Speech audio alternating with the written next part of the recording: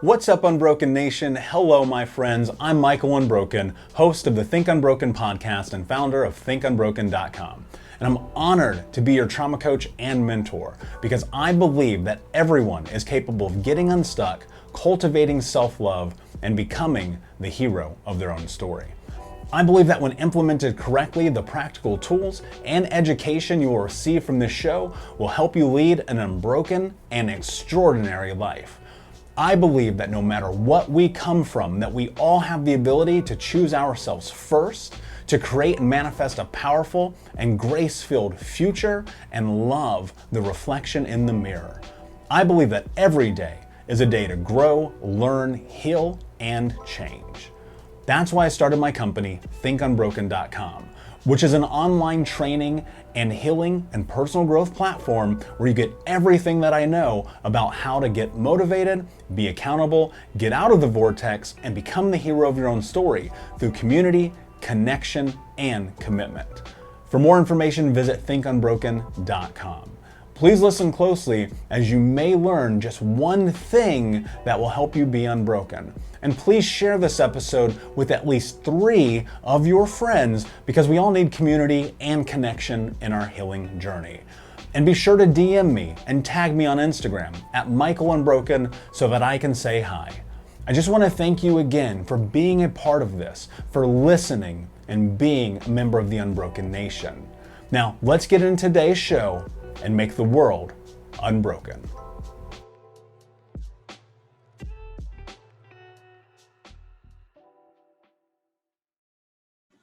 Hey, what's up, Unbroken Nation? Hope that you're doing well wherever you are in the world. I don't know about you, but I'm super excited to be here today, and I'm joined by a great friend, Dr. Trish Philipps, also known as the Doodle Doc.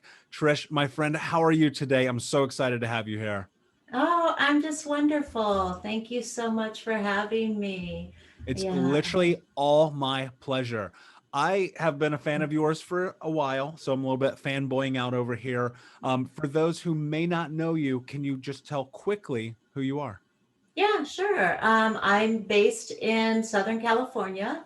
I am a therapist. I've been doing trauma work for probably 25 years with all sorts of different people, specializing in dissociation. And also, I started just a few years back doing a little bit of doodling and describing some kind of harder concepts to describe with words alone with little doodle people. And so that's on Instagram, and that's the Doodle Doc part of it. Yeah, and I Yeah. love your Instagram. We were talking briefly before we started rolling here that I think that there is a cause to have that style conversation for all types of this mental health journey.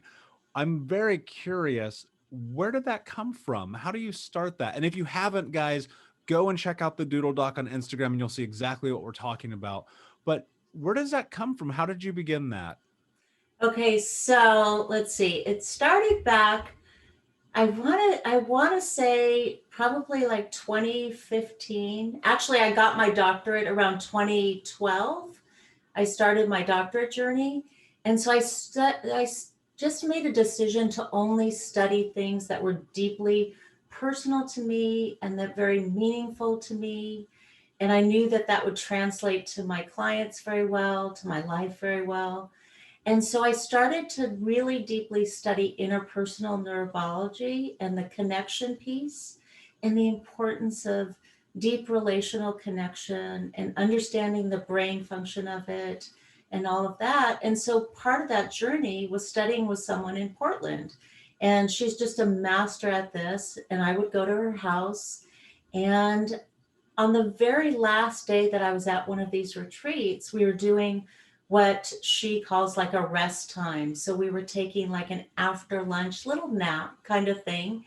And I was sitting there and I just had this vision of a lot of these concepts are very wordy, very heady, and they touched inside like this child place that they made a lot of sense, but not with the words, with the implicit. So they touched on a very deep level. And I thought, how can I bring that forward in a way that is beyond the words, that will tap into the inner child within us all. And I thought, I think it's, at that time it was like through a graphic novel. I thought, maybe like a graphic novel style. And I kind of tripped myself up for a few more years, and I ended up starting to try to draw. And then I started connecting with my son, who then came back from college. He went to college in New York. I'm in LA. And he came back from college, and it was a bumpy transition, him coming back, but he's an artist. And so this was like a connecting piece between him and I at that point. And so he would kind of say, Mom, just do this, just try this, do it like this. And so he'd show me all these, like, look at, they do it with stick figures. And I'm like, okay, let me try. And I just started doing these little doodles and then putting the words with them, and just had a very big response from people who started telling me, it's like you're speaking to my inner child. Like, I didn't understand that concept until I saw it in the figurine. Yeah, they're very beautiful and profound, and more so, I think that as I just kind of sit and I look at them and I understand my journey now, being well over a decade into this, thinking like, oh, where was this when I was trying to understand these concepts and ideas? I mean, I would literally be a civilian in rooms full of doctorates trying to understand things like dissociation and the impact of trauma and the Yeah. whole nine, and thinking to myself, man, if you could have summarized that in a sentence for me 10 years ago, gosh, how helpful that would have been. And Yeah. now you're doing that. And I think there is something to be said about the simplification of this. Yeah. Often we are faced with looking at this and studies and research and looking at all the variables, and it's overwhelming, it's cumbersome. And for the average person, a layman, dare I say myself, I sit here and I look and I dive into white papers and I go, okay, now I need somebody to translate what I think I might actually understand. Thus, Yeah. I look at what you have done and I think about the impetus of the idea of, wow, that's powerful because I don't have to overthink something that's already so incredibly complicated. Yeah. Yeah. Yeah. No, I totally relate to that, because when I was up at those seminars, I would sit there and I'd listen to this completely brilliant woman describe the brain. And at one point, I remember I just burst out laughing in this group of, therapists and professionals. I just burst out laughing, and she started laughing too. And I said to her, she's like, is everything okay? And I said, I don't think I just understood anything you said. And so, and her partner was there, and she said, I rarely understand what she says. And we all just started laughing, and it really normalized the experience of a lot of this material that we try to understand ourselves, to understand our relationships, takes a different form. It takes something that is very sensory, it's very embodied. We need a different way to try to comprehend it. That's Yeah. beyond, yeah, the logical. Yeah. And something about it feels, dare I say, safe. Like I look No. at what you create and I go, man, let me put it this way. I spent a long time trying to connect with the idea that it's okay to have an inner child as an adult human being. And Yeah. I think that what you do is you give permission to people to step into that without shame or guilt, because it's cute and it's quirky, but also the message is so like spot on. You Mm, read some of these and you see it's okay. It's okay. yeah. It's whatever that thing may be. How do we help people step further into understanding that there is a part of this process involving reparenting and becoming comfortable with the fact that you do have this inner part of you, these wounds, these childhood trauma experiences that need compassion and care and hope and joy and love, but also you are an adult, so you have to find that balance. Like, how do you step into that conversation? Right. It is a balance. And a lot of times adults have a really hard time, because we seem to hit this threshold where there's now this message that we have to be adults, whatever that means, right? And it's like there's a lot of society messages, there's a lot of family messages. We have to do things, and that's true too. We have to do grown up things. but there's still that wounded child inside. There's still that hurt inside, that pain that gets tapped into from these adult things that we do. So, an argument with a partner, something going on with something at work, someone cuts you off on the freeway. All of these little things can be just tapped into.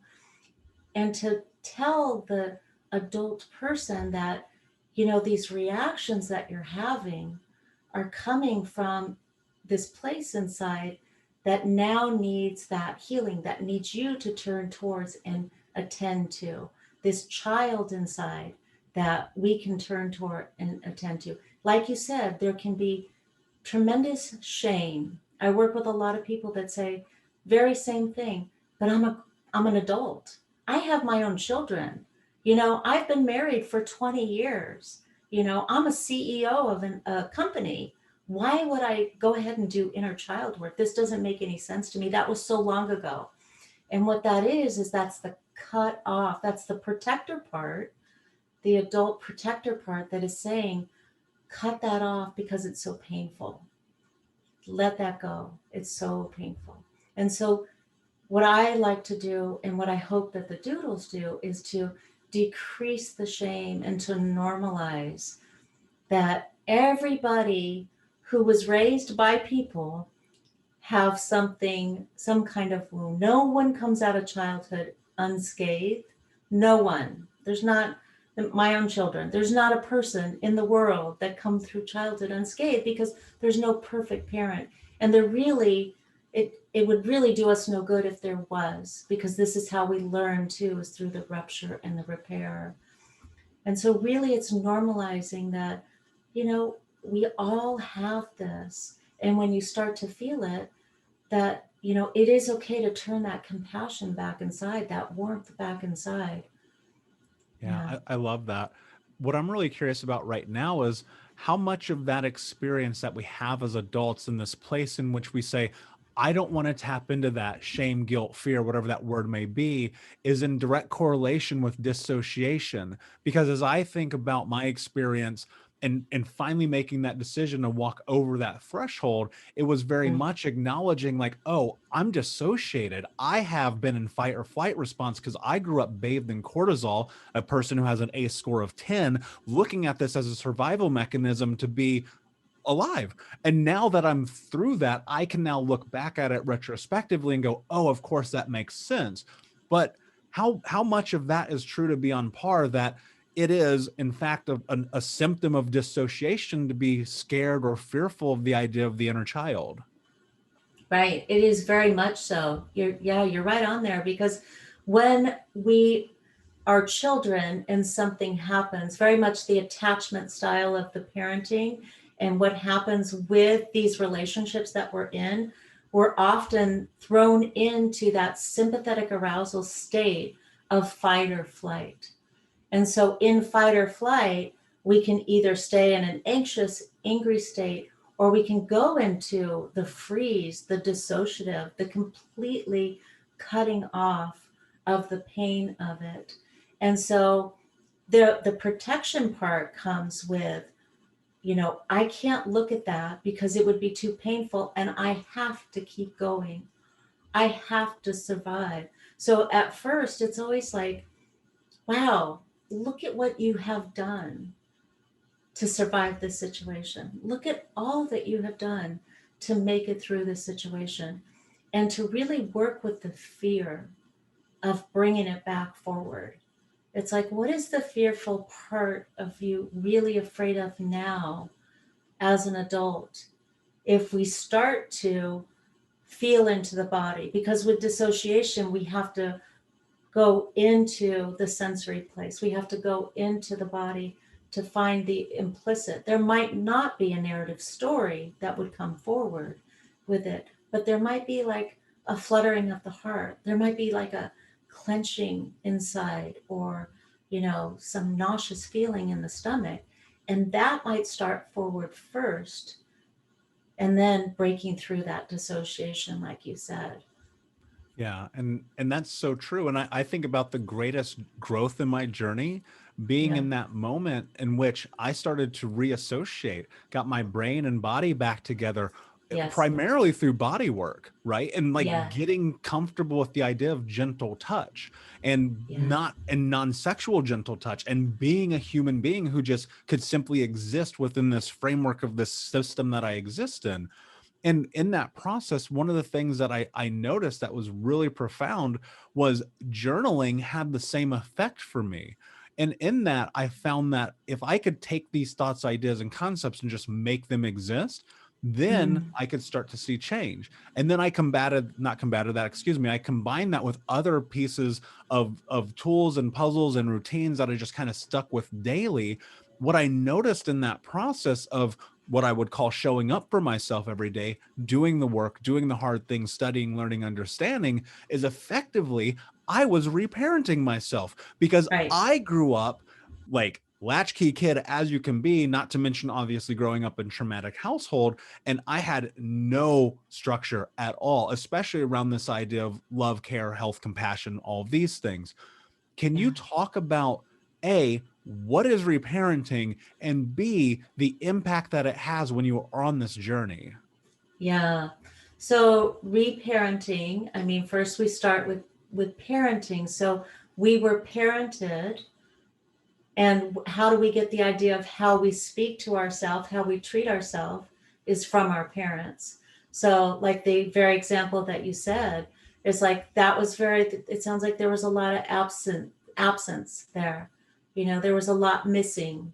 And so growing up, that you just had to keep going, right? And then as you start to do the work, you have to bring those things back in. And you said a very key thing is what makes children feel safe is routine. And you said that. And so it's like what we start doing as we can find and start to, really see if the way I like to look at it is who are your most important people and how do you treat them? Hey, what's up, Unbroken Nation? Michael here. I just wanted to take a moment and invite you to the Think Unbroken community coaching sessions. We start these sessions at the beginning of every month, and we take a deep dive into the baseline and frameworks of what it means to get out of the vortex and become the hero of your own story through community, connection, commitment, and education. You can learn more about this at healtraumacoach.com, where you can fill out an application and sign up for a trauma healing call with me or my team to see if the Think Unbroken community coaching sessions is right for you. That's at healtraumacoach.com. We start at the beginning of every month. I cannot wait to see you there. And I'll be honest with you, if I'm not the right fit for you, we will help you find the person that can help you on your journey. So you think about like, maybe a loved one, maybe, maybe a partner, maybe a dear friend, maybe a child that you have. How do you treat them? And you muster up that, sense of kindness, of warmth, of gentle attending to. You nurture that relationship. And so, as you can see that, and when I work with people and say, look at what you do for this other person, can we muster up a little bit of that for yourself? And what would that look like? And building the routine of what that would look like. And it doesn't have to be huge things. It doesn't have to be those great, big, monumental things. It could be, let me go get a glass of water or a cup of tea. Let me pick up a journal and just start noting what I feel throughout the day. Let me take myself outside into nature or just a walk around the city block if you live in the city. Noticing yourself. So there's an acronym I use that if you wouldn't mind me sharing. It's Absolutely. based it's based on pause. And so for myself, it's a very much a loving kindness, like learning how to attend to the self and to the inner world inside. So for pause, like the P starts with, I always start with breathing. So when we take 3 deep breaths, we actually can re-regulate our nervous system. And so we start with just taking those 3 deep breaths, and then that kind of dysregulates us and brings us out of sympathetic. It's hard to be in sympathetic arousal and be conscious of our breath at the same time. So that P, breathe right there, stops whatever's going on just for a moment. That's all we need. And then the A is to attend inside. And I'm putting my hand on my heart, because I always remind myself, put my hand on my heart. I attend inside. So what does that mean? It means like, what part of me is feeling agitated, is getting activated? What part of me is needing my attention? And so I can tell that by, like what I said before, maybe I have a headache, maybe my heart is beating fast, maybe I'm feeling something in my stomach. And then we go into the U, and that's the unfolding, untangling a little bit more. And I ask, what are you needing? So once I find that part, oh, okay, I'm a little bit fearful, maybe I'm a little bit nervous. So what are you needing? Just to sit here for a minute, just to, maybe drink some tea, maybe calm down a little bit, maybe write something on the journal. So that's the unfolding and untangling what I need. And then going into the S, and that's the soothing, and actually doing those things, telling myself, okay, I'm okay, I'm enough, we're going to be okay, we're safe. And then the E is the exhale, and just letting it all go. And so with that pause, I can actually do that pretty quickly now. And that's what I teach with my courses. And that's what I teach with my clients, is to be able to really to attend inside. What part of me is activated? What is it tied to? And then what soothing will help. Yeah, I absolutely love that. And for me, breathing has played hands down such a phenomenal role. It's actually the first thing that I teach my clients when I coach, is because if we can get the parasympathetic nervous system firing, man, that's a huge leap forward. I want to challenge something here, if you don't mind. I want to talk Sure. to you. I've never done this before in the podcast, but I'm super curious of what you have to say. I'm going to talk to you Mm-hmm. from the voice of 24-year-old Michael. Well, Dr. Philipps, that all sounds good, but I'm just going to man up and get over it. Yeah. This doesn't make any sense to me. I'm a man. I don't need to tap into my feelings. I'm strong. I'm independent. I already survived all that shit. This doesn't make sense to me. But my life is also a disaster. Everything around me is burning down. I seem to have burned my own house down, not to mention destroying everything in my path. But I'm fine. Now I'm going to talk as I am right now, heading into 40 years old. Um, when you are in this place and you're just starting this journey, and it feels like everything has told you that somehow you made it through, you don't need help, you don't need guidance, but something is wrong, how do you step into that place of seeking help, guidance, healing without hitting absolute rock bottom? That's a rough one. That's a rough one, because I think, our teachers are our pain points. And so a lot of times there is a lot of, hitting rock bottom that actually sends us there. But also I think that rock bottom is determined by each person, right? So it's like, so 24-year-old Michael, I would just say, that's all true. I mean, look at you. You are here. You are here. We can have both. We can have a survivor, and we can have complete crap of our lives. Both are true at the same time. And so I would actually work with the survivor first and be like, bravo, bravo. And then slowly go into, but you know what? You're still kind of curious. You're still kind of curious about this. So I'm wondering about that. What makes you a little bit curious? Is one of those things that, really are, your life's really hard right now. One of those things that maybe you would want to work on or change. Yeah. It's not taking that survivor away, not taking that protector away, because that protector will just, that protector would leave my office and say, I'm done. Because if I said, oh no, you seriously need to be here, I wouldn't want anybody telling me that, right? No way. Yeah, Yeah, it's like we need to join. I think there's so much validity in the idea that you can have both, and I want people to recognize that you can be the survivor, and you probably are. You've been through hell Yes, and back, and here you are. But you can yes, also move into what's next without judgment, yeah, without shame, without guilt.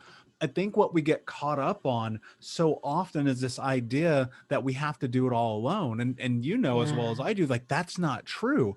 But how do we work on reshaping that narrative for survivors to get to a place where they can acknowledge that it is okay to seek help, to seek guidance, to seek coaching, compassion, therapists, whatever that thing may be? yeah, yeah. So it's like, what is hurting? And what was the message about needing to do it alone? Why was that message so strong? And why is it still so strong? I know that there's a big societal message of like independence and all of that, but there's also probably a family message that came forward of like, of man up, of, step into it and stop whining and you're an adult now and all of that. And so it really is to be able to, can we soften that message? Can we add a little bit of like, it's really okay for you to have a better life. It's really okay for you to want to treat yourself better. You know, it really is okay for that. Yeah, and I think man or woman or however you Yeah. identify, you are entirely allowed to have the life that you want to have. And I'm curious, as you've seen this work and you're in this so often, I often think about the idea that it's not only conceptual, like this process requires doing actual work. But Yes. people often talk about do the work, and we don't really ever define what the work, I'm doing quotations, what the Yeah. work is. And Yeah. so my question for you is, how do you do the work, and what does the work look like to move into this place where you start to cross that threshold? Yeah. So I would say that, I always like to use this analogy of the flashlight. And very often there's a lot of like outward blame, a lot of, this happened to me, that happened to me. And so it's like the flashlight gets pointed out. And when we point the flashlight outwards, we just get a round circle of what is wrong, right? And so we need to like start to turn that flashlight back towards ourselves and then have that light kind of shine inside to see what's going on inside. So I consider the work inner work. So when I would say if the work has slipped out with me, it would be inner work. It would be looking at parts work. It would be looking at what are my reactions? What is reactivating me? What's triggering me, what's causing me distress in my life, and then going inside and looking at that inner world and saying, where is this coming from? What is it reminding me of? Doing some journaling, talking to a therapist, talking to a coach, you know, doing whatever else, other things. You mentioned body work, which is wonderful. Anything that will feel like it's helpful to you in that moment. For someone listening right now who is likely highly impacted by dissociation, can't tell up from down, brain is 10 miles from the body, and they're hearing this sounds incredibly foreign. This Yes. this might as well be rocket science. How, if you are in that position and you're just like, I don't understand feelings, emotions, I don't feel like I'm in my body, whatever that thing might be, how do you even start to get back into it so that you can name it, so you can talk about it, so you can recognize maybe I do need therapy or a coach or to read that book or whatever that thing is? Yeah. Yeah. So, first off, if someone out there is highly dissociated, then I just want to say that they've connected with you because they're listening to your podcast. And so you somehow have provided a sense of safety in their system. They're hearing something that hasn't gotten them to click off. So that's the first thing, is noticing that if there's dissociation, what is keeping me here right now? There's something that's safe right here, right now. And the next step would be to start to connect the mind and the body. So with dissociation, there's a complete disconnect. So I work with people who really don't even feel their bodies, can smack into a wall, get bruises, and not even know where the bruise came from. That really dissociated from their body. And so it's really to be able to start to notice is like, oh, if that's me, if what Michael just said, gosh, you know what? I totally relate to that. Just to start to notice, it's like, how much am I with myself? How much am I really with myself? And start to check in with that. And I like to have people use maybe like even a graph, or take like a day planner and start to note their time in their day. Like, oh, okay, this is what I felt. This is, and note it. And then you can even do it like a 1 to 10 scale. This is how I felt, to really start to concretely get back inside. But if someone is dissociated and they're listening, there's something that they're listening to, and there's some sense of being connected to it. So it's going beyond the dissociation. It's going into a place where they can hear, Yeah. and something feels safe. And that's being present, right? And also Yeah. no one's ever said that to me before, and that just made me all gooey inside. So thank you for that. Yeah. My number one goal with this podcast and everything I do, the book, the speaking, the tours, all of it is, can we give someone something to create Yeah. a change in their life? Yeah. Like one little thing. And change, I mean, what is change really? Yeah, we can look outside and we see other people's change, and we might think that's what I have to do. But I really look at change as, I feel like if someone feels like more connected to themselves, more comfortable inside of their own skin, wow, that's huge. Yeah. That's And I huge. I think about it often as this idea, when we look at the outside world and all these parameters being laid around us of the person that we should be, how do you live your life by your own self-defined narrative? And more so, how do you step into that to the point where it becomes true of who you are? And my biggest goal when I started this healing journey, I thought about this, like, if I can just put my feet on the ground and be good with who I am, then that is far removed from everything that was set up in my journey by Mm-hmm. people who were not me. Mm-hmm. Dr. Philipps, this is incredible. I could talk to you literally all night, and it is night here as we are recording. But before I Mm-hmm. ask you my last question, can you tell everybody where they can find you? Absolutely. Yeah. So on Instagram, I am the Doodle Doc, and my website is thedoodledoc.com. And I do help people with inner parenting and connecting the inner child. I like to think of it as a bridge, bridging the inner parent to the inner child. And it's a journey. Like you said, it's a journey. It's not a one and done thing. I'm still on the journey. You're on the journey. I'm grateful to know you and be on this journey with you, because, I just want people to know that they're not alone. There can be so much, like we've discussed, shame of feeling like I feel like a child in an adult body.